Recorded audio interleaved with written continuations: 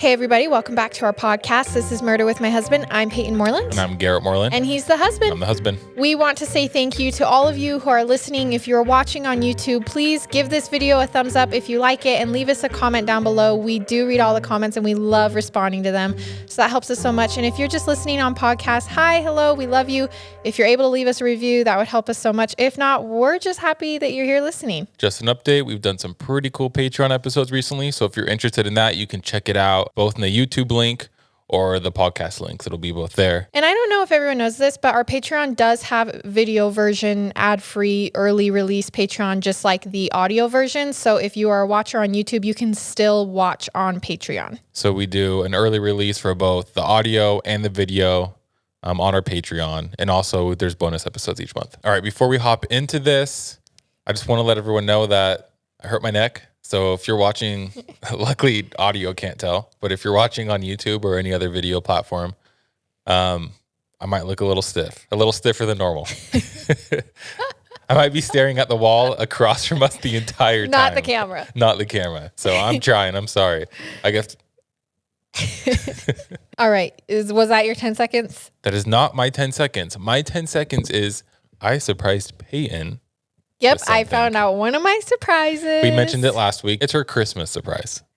Yes, because I'm a spoiled little girl. I'm a spoiled little girl. But we're super excited. Should we tell them what it is? Yeah.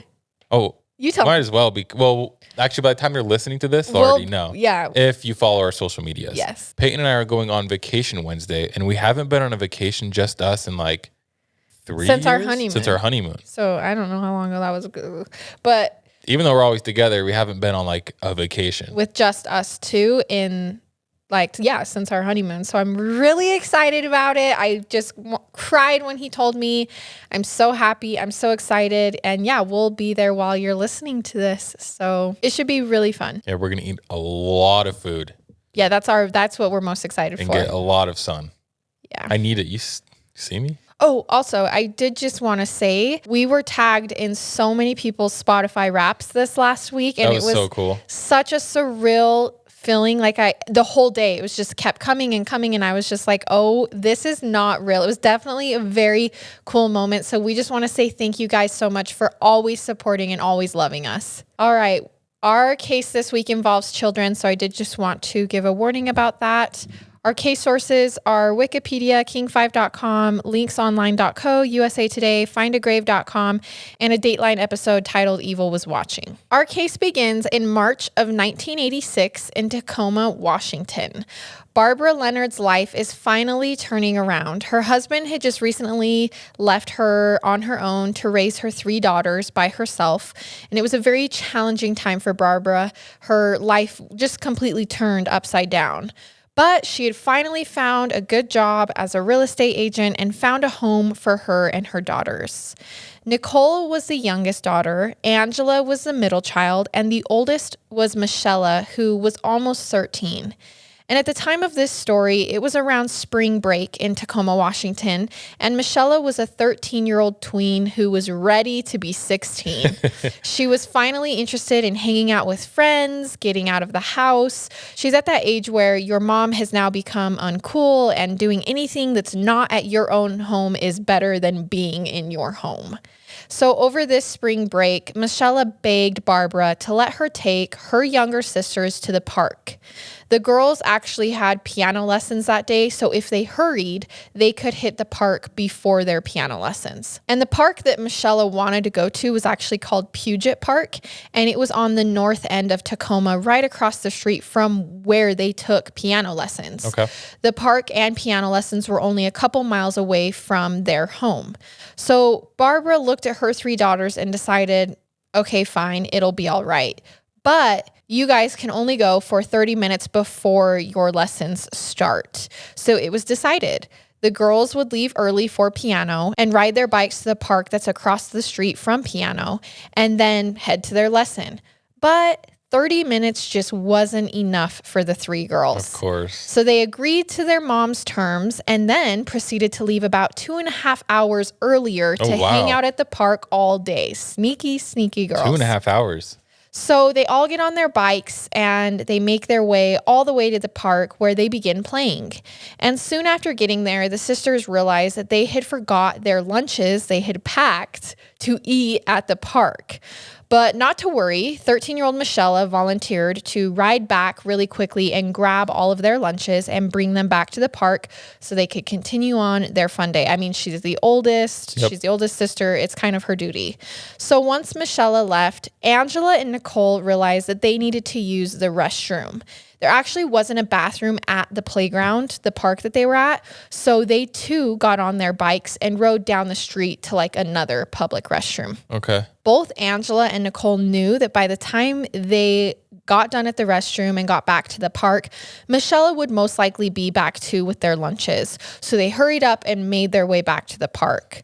But when they pulled in and parked their bikes, they were confused. Michella's bike was there. It was locked up like they always did, but she wasn't. They looked around, they called out for her. They even did their family call, which was a noise that they would make in a crowded place to like find each other. But Michella never answered. She never showed up. Was there a lot of people at the park? I think there were people in and out throughout the day, but it wasn't like super crowded, no. Okay. And although young, Angela and Nicole knew that Michella not answering the family call was bad. Where could she be if her bike was there? They began to grow scared. Barbara sped home from work after finding out that nobody could find Michella. The authorities were called and police began searching. They searched the park, they searched the neighborhood, but nobody could find her. It was growing dark, and so they brought search dogs. Maybe they could find in the dark what police hadn't been able to. Barbara was waiting in a police car, worried sick, and time almost stood still. Where was Michella? Where was her daughter? Why hadn't she been at the park? That's got to be the worst feeling. I mean, I don't have kids, so I can't even imagine that feeling. Right? I'm sure a lot of you that have kids can. Oh, it's your biggest fear. Yeah. So sitting in the car, Barbara eagerly listened as someone walked up to tell her that they had found something. But it wasn't the news anybody wanted to hear. Oh, no. While searching the wooded area, the dogs had come across 13-year-old Michella's dead body. What? That fast? That fast. She was found near a makeshift fire pit. Her throat had been cut. She had been physically and sexually assaulted as well. Remember that it's the 80s. And although we know plenty of crap was happening in the 80s, the idea or understanding that the world could be dangerous wasn't as accepted in small communities or neighborhoods like it is today. And I think America was just barely getting in like heavy into strangey danger. Strangey dangy. How did that even happen? And I think America was just barely getting heavy into stranger danger at this point. But even today, facts about child abductions seem to be so skewed by personal fear and what we see in the media. Like, I grew up on Elizabeth Smart, who was a young girl who lived near my region that was abducted in the middle of the night out of her bedroom. And her sister was actually sleeping in the same room with her. It was national news. The abductor had used a knife to cut through a window screen. And basically from that point on, I slept with my bedroom door locked and a metal bar in the base of my window frame so it couldn't be open. Like, Elizabeth Smart's kidnapping terrified me. She did go on to actually be found, which was crazy and a miracle, but it still scared me. Like, at that age, I was just like, oh my gosh, bad things happen in this world. But according to the National Center for Missing and Exploited Children, 99% of abducted children are taken by a relative. So what happened to Michella? A relative took her from a park in the middle of the day and killed her nearby? Probably not. No way. So police begin investigating while her family just tries to survive, basically. They begin asking questions, talking to nearby houses, other people who had been at the park that day. And this is when they find a classmate of Michella's who had been at the park earlier and noticed a man watching Michella and her sisters playing. With not much to go on, police decide to bring this young girl in to help them with a sketch. And when it's done, they release the image to the public. Once the image is released, the tips come rushing in. Everyone has seen or knows this man. And now, obviously, most tips are incorrect, but there was one that worried police. Are they all saying it's the same person, or are they saying it's different people? Different people. And like I said, I know I'm like, oh, it's the 80s.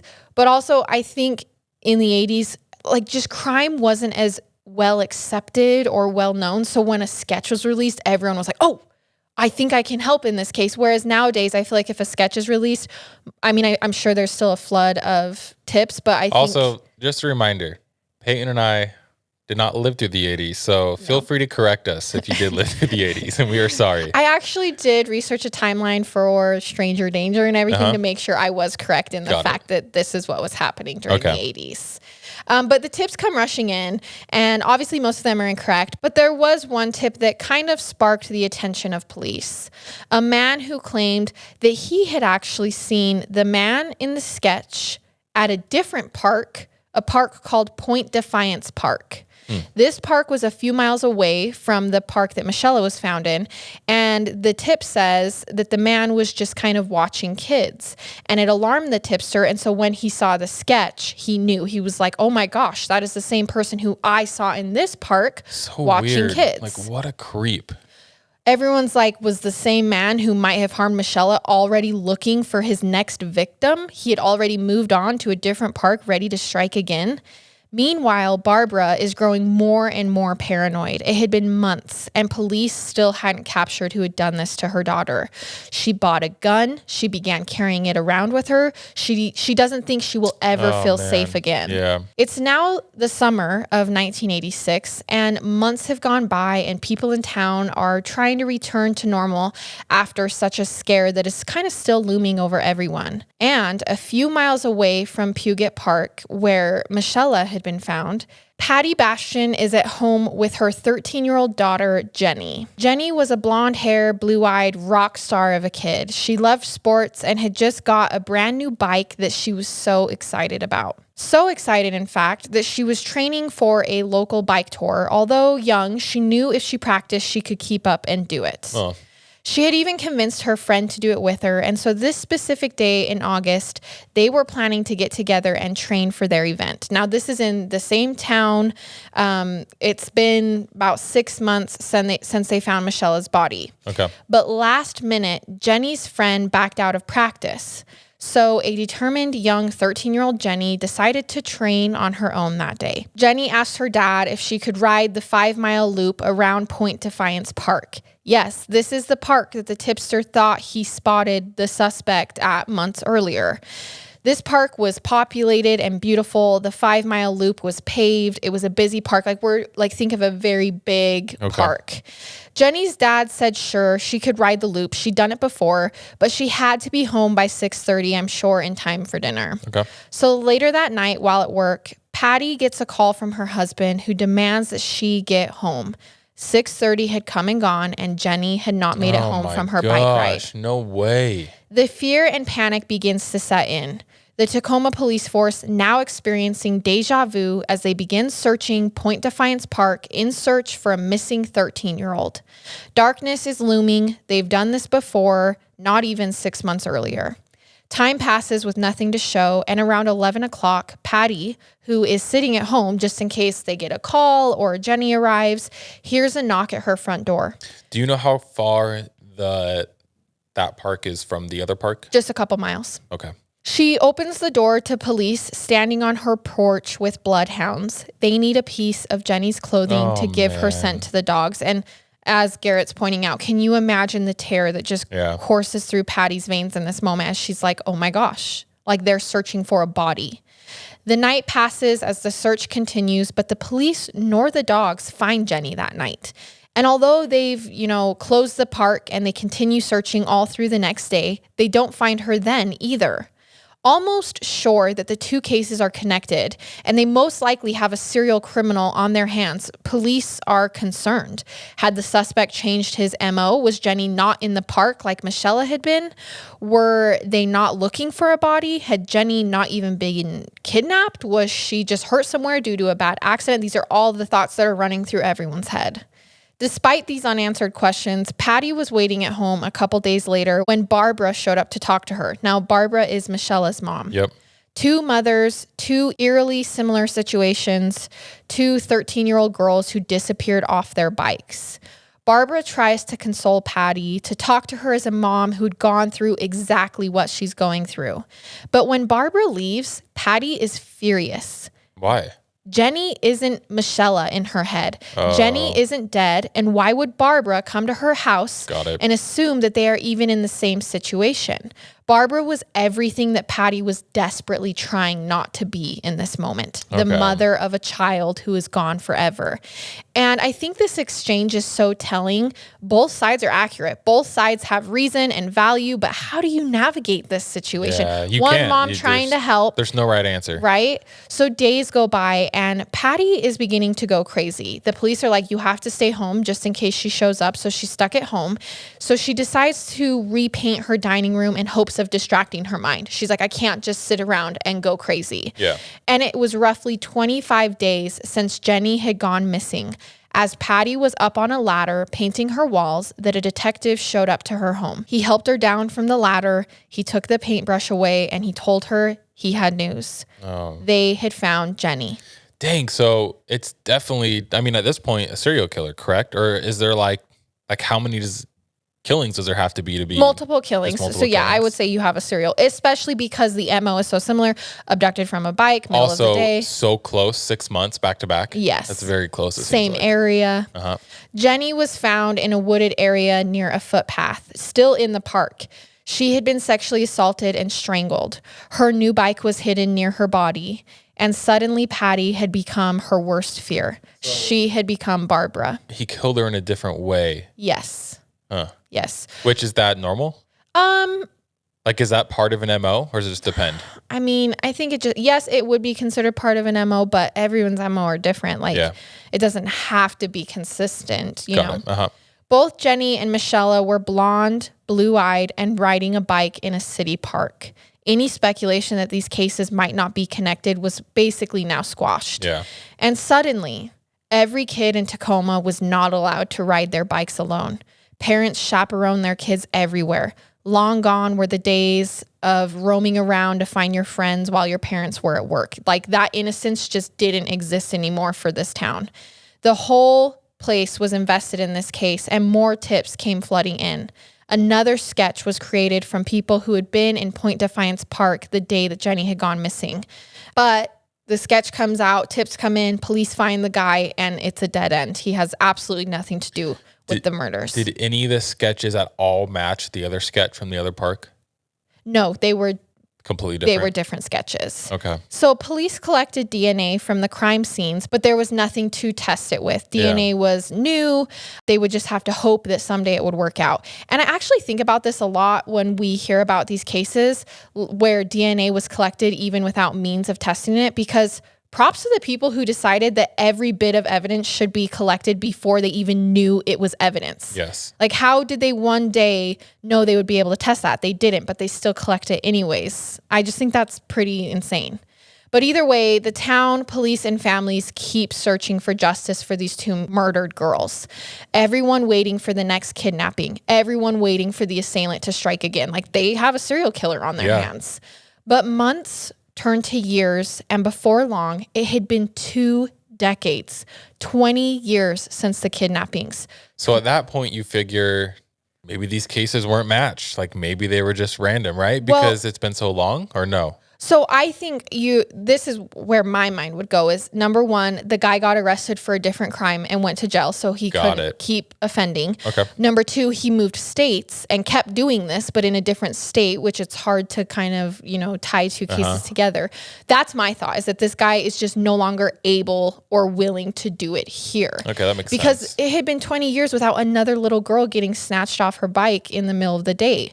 And 20 years without justice for these families. And a lot changes in 20 years. Right? That's a long time. So by this point, people had grown. They had moved on.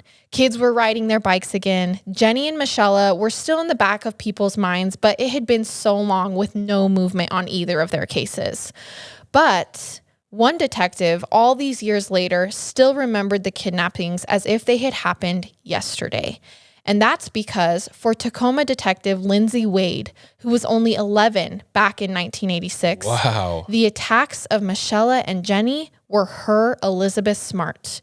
She was 11. She identified with these little girls riding their bicycles during the summer of 1986. She was one of them. Yeah. She wasn't close friends with either victim, but she lived in the area, and the panic and fear hit her and her family like any other family at that time. It scarred her. It changed the way she thought. It took away her innocence.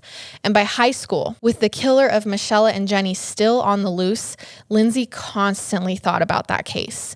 She eventually read a book about serial killer Ted Bundy, who was also from Tacoma.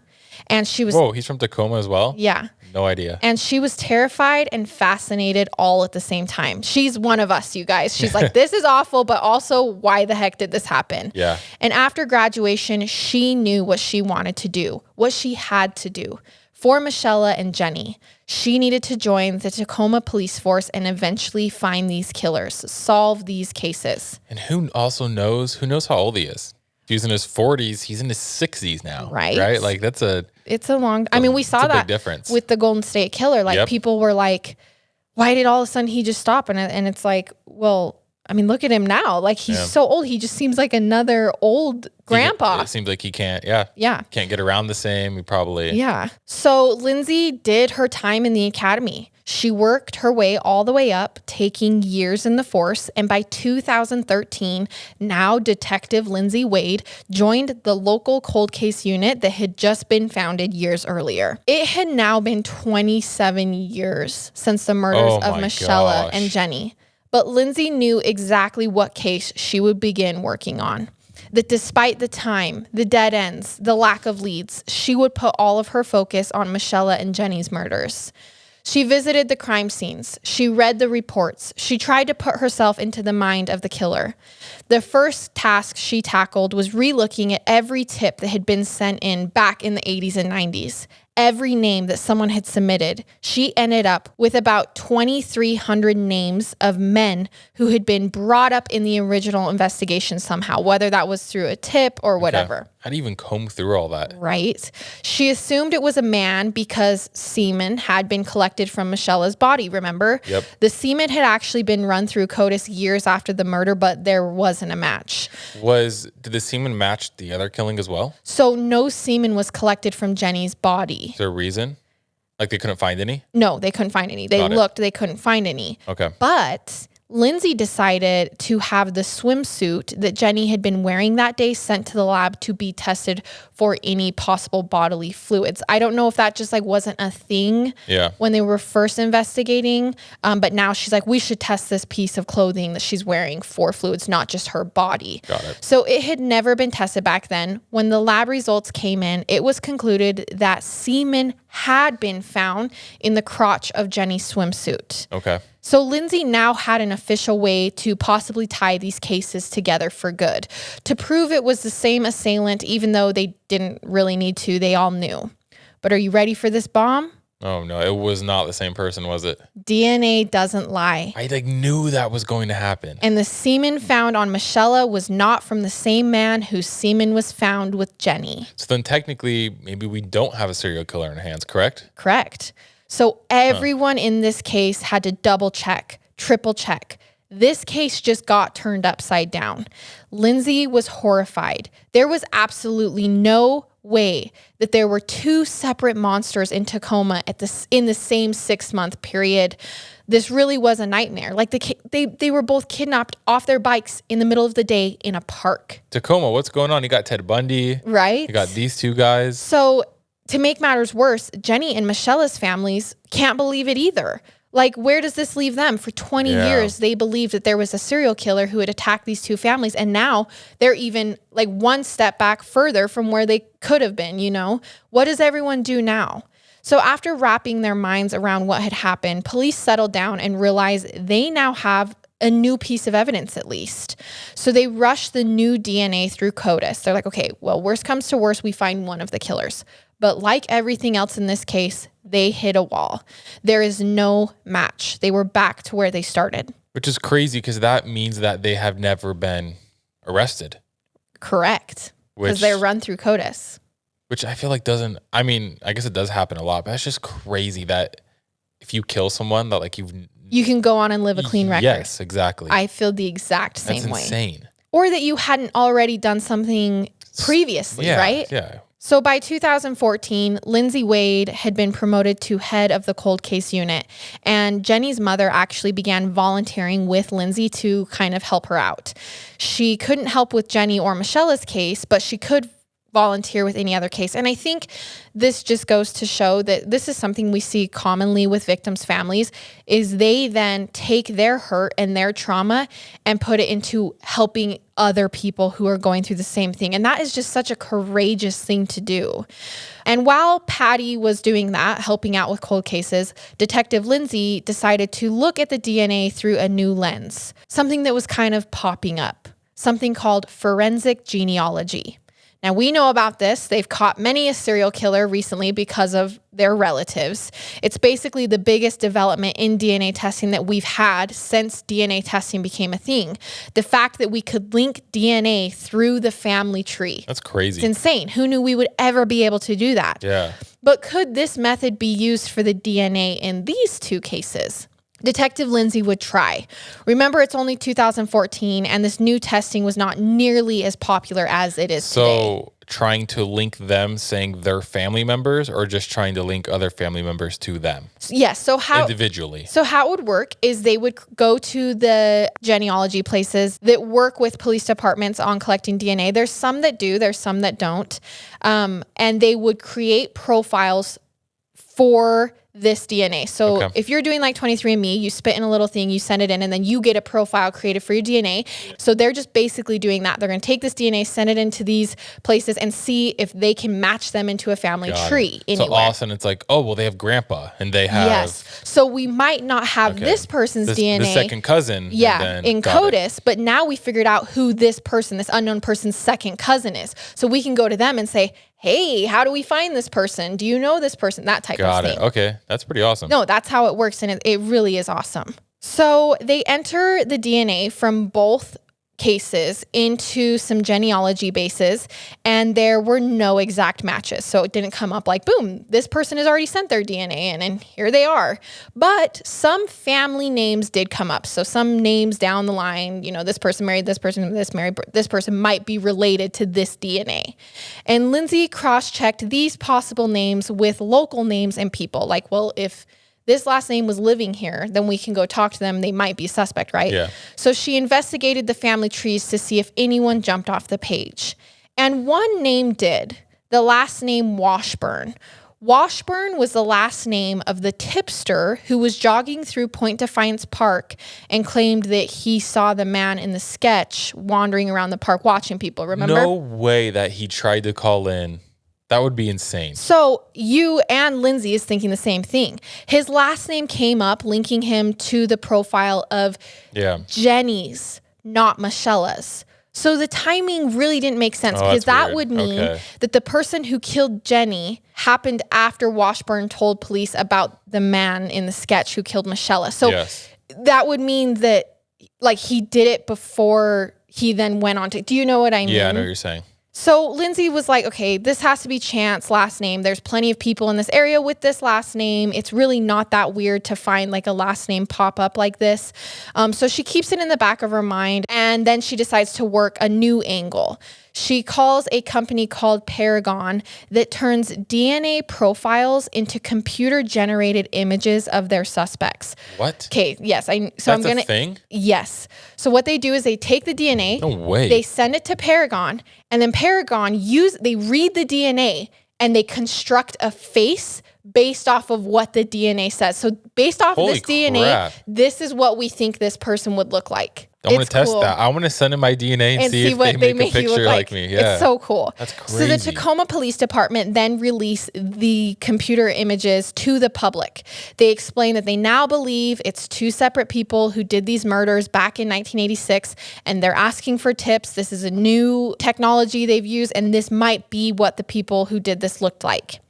And through the many tips that the images generated, there was one name that kept coming up over and over. One person that looked so much like one of the sketches that multiple people called in about him. But when police looked into the man, they eliminated him. How is this possible? How did this sketch get released and multiple people call about it and then they're like, oh no, it wasn't him? You know, it doesn't even surprise me. This stuff just always happens. It does. So Detective Lindsay made her way back to the 2,300 names that she had originally collected at first and begins narrowing them down to a couple hundred that she would like to collect DNA from. She throws Washburn, the tipster, into the mix because it was still in the back of her mind. She's like, hey, these are the good chunks of names that we're going to have tested. So the FBI helped the Tacoma Police Department as they tracked these men down one by one to collect DNA to compare to the samples. That's so cool. We're talking hundreds of people. That is so cool. It's been years. Like these people might not even live here. They're having to travel to states. You know what I mean? So they end up collecting about 160 DNA samples using this method. But now the hard part, testing the DNA. This would take time and resources. Another year goes by as the lab tests most of the DNA, but every batch they send over turns up negative. No one was a match. Even that one guy that they ruled out? Well, so time went on, and by 2018, Detective Lindsay Wade was ready to retire. She had had a good career. She had been investigating this case for years, but still had not done what she hoped to do. There was still no justice brought to Michella or Jenni's cases. 2018, that was just a couple years ago. Right? Choosing to leave was hard, and Detective Lindsay felt like she was giving up on the families. Before she left, she sent over the last 18 DNA samples to be tested, finishing up all of her, hard work at this point, not even sticking around for the results. Like they had tested 140 at this point, and she's like, none of them were a match. I'll send over the last batch and then retire. And so she does. She retires and she says goodbye and she ends her good career. But you probably all know where this is going right now. Oh, yes. Sometimes it's the last ditch effort that makes up for all of the losses. 25 days after retiring, Detective Lindsay Wade received the news that there was a match of the Jenni Bastian DNA testing. Someone they had collected DNA from had semen inside Jenni's swimsuit. Holy crap. When Lindsay asked, okay, well, what's the name of the profile? Like, who is it? It's what Garrett just saw coming. The name was Robert Washburn, the person that Lindsay had been putting off because what were the chances? That's so insane. He was tested solely because he had the same last name that popped up on the genealogy site. He wasn't even related to the name that popped up. He just had the same last name. But now there was no doubt. The same man who had called in a tip on the Michella case, who is a different assailant, by the way. Was his brother or something? No, then went on to kill Jenni. Why? Were they related at all, or just happened to be two completely different? So I'll get to that in a minute because we don't have an answer. I have a theory. Okay. Either way, police decide to try and find Washburn. Did he go on to kill more in a different place? Like, where was he living? Had he done damage elsewhere? Had he been in prison? But police were stunned when they tracked Robert Washburn down. He was living in Illinois. He had a good job. He paid his taxes, and he had never been in trouble. Wow, like I just said. Yes. Police showed up to his home and arrested him for the murder. He told them he didn't do it, but once again, DNA does not lie. After 32 years, Lindsay told Patty that they had arrested Jenni's killer. How old was he at this point? 61-year-old Robert Washburn pled guilty to first-degree murder and was sentenced to 27 years in prison. Holy crap. He confessed in court that Jenni was just riding her bike in the park on August 4th, 1986, when he just grabbed her, pulled her into a secluded spot, and strangled her. Why did he confess? Because he was pleading guilty for a lesser sentence. Got it. He did not answer as to why he submitted a tip for Michella's murder, only to turn around and then do the same exact thing. And this is my theory. This is not on record anywhere. I think that when he heard about Michella's murder, it lit this fire in him of something that he had been wanting to do. He was not a good person. He had been thinking about doing this. He probably had thoughts about doing this. And then when he heard about the story, he thought, oh, well, if I just go do the same thing in Point Defiance Park, they'll blame it on that guy. Got it, yep. They won't think it's me because they're going to think, like everyone did, that this is a serial killer. So I think he got the idea from Michella's murder and then turned around and did the same thing. Now, why he called and gave a tip, I don't know. Because he probably honestly never thought that DNA testing would advance to where it is now. Most killers back then didn't even know that you could test semen. So he got caught and he's like, what? Yes. Like, how is this even possible? How did I get caught before they caught Michella's murderer? But like I just said, what about Michella? What about her family? What about her justice? Barbara was happy for Patty and Jenni, but she knew it wouldn't help her daughter's case. They weren't related. Yeah. So after closing this case, the Tacoma police are not wanting to give up on Barbara and Michella. They're like, okay, well, we still have one more we have to close. So they reach out to a woman named Cece Moore, who is a genealogist. Cece had actually just helped in solving the Golden State Killer case and would go on to solve more murders later. So she's really good at what she does. Yeah. And I mean, they really had nothing else to go on. They had tested all 160 DNA profiles that they had collected. None of them were a match for Michella's case. So Cece agrees, and once again, they are running this DNA all over again. And when she does, she comes back and mentions a pair of brothers down the line that kind of came up that would have been the right age and lived in Tacoma when Michella was killed, but they don't have their DNA. So a detective begins following the brothers and stalks them into a restaurant where one of the brothers uses a napkin multiple times while he's eating. No way. When the brothers get up to leave, the one leaves the napkin and the detective swipes right in and grabs the napkin to be tested against the semen DNA. And on June 20th, 2018, Barbara gets a call from police that they had arrested a man named Gary Charles Hartman for the murder of 13-year-old Michella. It's so insane to me that a napkin. Like that's insane. 67-year-old Gary Hartman, who was a nurse in a psychiatric hospital with no history of violent crimes. He was a nurse in a psychiatric hospital? Had killed Michella back in 1986. And a family tree that led detectives to DNA from a napkin had now just solved this case. Gary Hartman was charged with murder in the first degree and rape in the first degree. He pled not guilty, and if I'm reading the court documents correctly, I think he's either in trial right now or will be soon, but it's really going to be hard to argue semen on her body, so I think this is going to be a very quick trial, or he might possibly change his plea. That's insane. 32 years after their similar yet unrelated abductions and murders, Jenni and Michella's killers were somehow caught in the same year. 32 years those cases had been cold, and they were solved in the same year. So do you think they were just one-time killings and then they never killed anyone else? Well, they've never been caught for killing anybody else if they have. Because I guess if they got matched for that, wouldn't have gotten matched to anything else that's in the system? Yes. Okay. So I would also like to mention that at the time in 1986, Gary and Robert lived on the same street in Tacoma. Oh my gosh. And then went on to kill 2 girls separately, probably didn't even know that it was each other that had done it. It's so sad that they were 13 years old. They were so young. They're just riding their bikes, and I still can't comprehend it. These guys just grabbed them and killed them. And then just went on to not ever do it again. So messed up. It's the thing that people just can't comprehend about true crime. It just doesn't make sense. Yeah, it doesn't make sense. It doesn't make sense. Like where and why, and also heartbreaking for these girls and their families. Like this is just not fair.